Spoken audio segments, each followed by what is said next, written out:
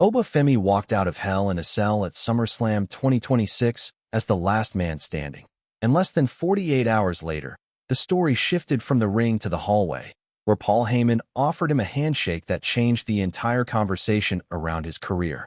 The match itself settled a rivalry that had been building since January 2026, when Brock Lesnar eliminated Femi from the Royal Rumble. Femi answered by beating Lesnar at WrestleMania 42, only for Lesnar to even the score weeks later at Clash in Italy. That left one match to decide the trilogy, and on August 1st, 2026, at US Bank Stadium in Minneapolis, both men agreed to settle it inside Hell in a Cell, in Lesnar's home state.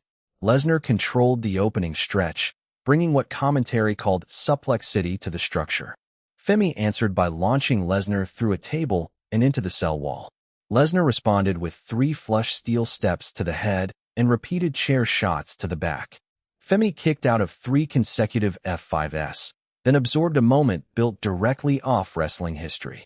Lesnar tore the canvas off the mat, exposing the wooden boards underneath, then delivered the Undertaker's signature tombstone piledriver onto the exposed wood, complete with Undertaker's own throat slash and tongue gesture. Femi kicked out. He answered with his finisher, Fall from Grace, and picked up the pin. Lesnar grabbed the microphone afterward and called himself the past and Femi the future of the company. Commentator Michael Cole closed the broadcast with a single line, "The next big thing is here." Femi did not celebrate alone. During the SummerSlam post-show, he addressed Lesnar directly, describing him as someone who presents as a beast and has been dominant for 25 years, before adding that amongst all that, he might be superhuman, but he is still very much human. He went further, calling Lesnar a human being, a father, and an athlete with feelings as well. He closed with a direct message. "So, to Brock, I wish you all the best. I really do," followed by "Go hunting. Do what you do. Go be a father. Go be a human being." That victory arrived after weeks of buildup in which Heyman repeatedly targeted Femi on WWE Raw and at the SummerSlam kickoff show on July 19, 2026. When fans chanted EC-Dub at him during the kickoff, Heyman answered with "ECW is dead, and I wish the same for Femi." Femi responded in person, telling Heyman, "You've done enough talking, and you've done enough running, and you don't even have the guts to stand right here while I walk out." He then drew the line between his 2 personas, describing the casual Oba, the nice Oba in jeans, Oba hugging babies, kissing foreheads, smiling with the fans, against what fans would see in the cell. The warrior Oba, the king Oba, the destroyer Oba, the bringer of war, in all my glory, Femi. Before any of that, The Undertaker had already gone on record backing Femi to win. Speaking ahead of the match, he praised Femi's presentation but drew a clear line on what matters more. To have long-term success, you've got to be able to deliver night in and night out in the ring, he said.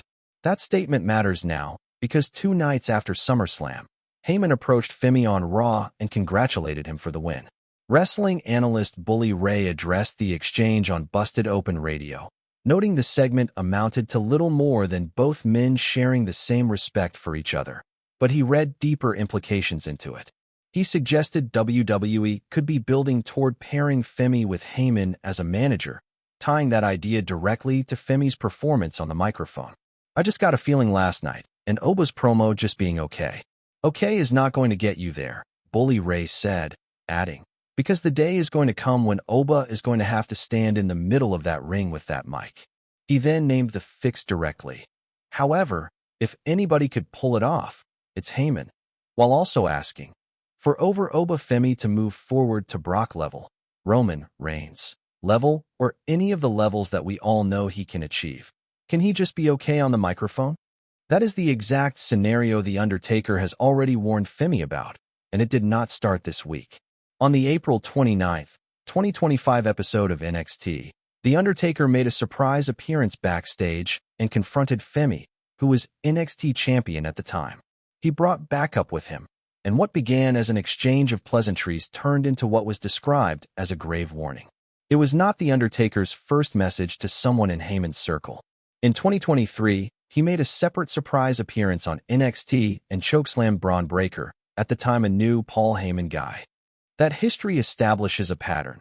The Undertaker has intervened twice now around talent connected to Heyman, first physically against Breakker, then verbally against Femi himself.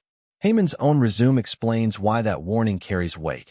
His history of turning on the people he represents goes back to 2002, when he turned on Brock Lesnar at Survivor Series.